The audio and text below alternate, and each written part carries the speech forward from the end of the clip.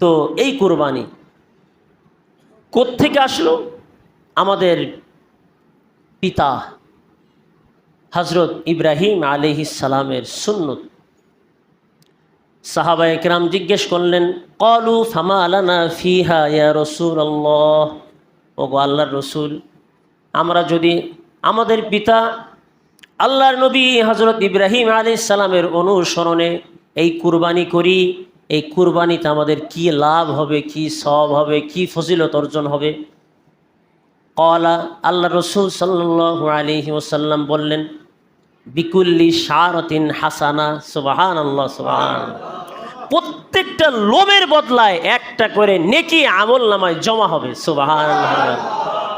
যে কুরবানি করবে, কুরবানির পশুতে লোম আছে, পশম আছে, তো প্রত্যেকটা লোমের বদলায় একটা করে নেকি কুরবানিকারীর আমল নামায় জমা হবে। সুবহানাল্লাহ।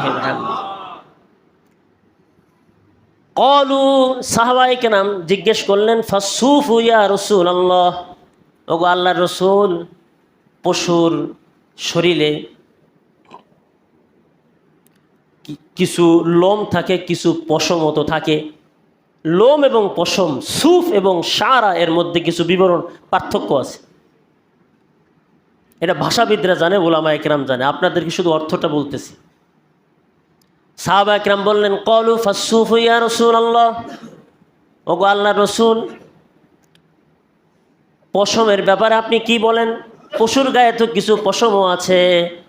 আল্লাহ রসুল সাল্লাল্লাহু আলাইহি ওয়াসাল্লাম বললেন, ক্বালা বিকুল্লি শারাতিন মিনাস সুফি হাসানা, প্রত্যেকটা পশমের বদলায়ও একটা করে নেকি কুরবানিকারীর আমল নামায় জমা হবে। সুবহানাল্লাহ। কি সওয়াব! আমাদের আম্মা জান উম্মুল মুমিনিন হযরত আয়েশা সিদ্দিকা রাদিয়াল্লাহু তাআলা আনহা বয়ান করেন, আন আয়েশা রাদিয়াল্লাহু তাআলা আনহা ক্বালাত, ক্বালা রাসূলুল্লাহি সাল্লাল্লাহু আলাইহি ওয়াসাল্লাম, হযরত আয়েশা সিদ্দিকা রাদিয়াল্লাহু তাআলা আনহা থেকে বর্ণিত, তিনি বলেন, আল্লাহর রাসূল সাল্লাল্লাহু আলাইহি ওয়াসাল্লাম বলেছেন, মা আমিলা ইবনু আদম মিন আমালিন ইয়াউমান নাহরি আহাব্বা ইলাল্লাহি মিন ইহরাকিদ দামি। সুবহানাল্লাহি ওয়া বিহামদিহি।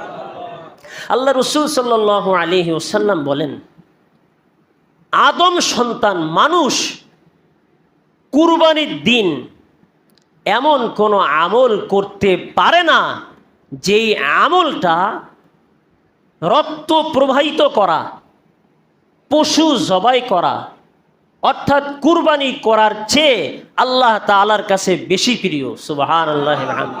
অর্থাৎ কুরবানির দিন কুরবানি করাটাই হলো শ্রেষ্ঠ আমল, এই আমলটাই হলো আল্লাহ তাআলার কাছে সবচেয়ে প্রিয় আমল। সুবহানাল্লাহ।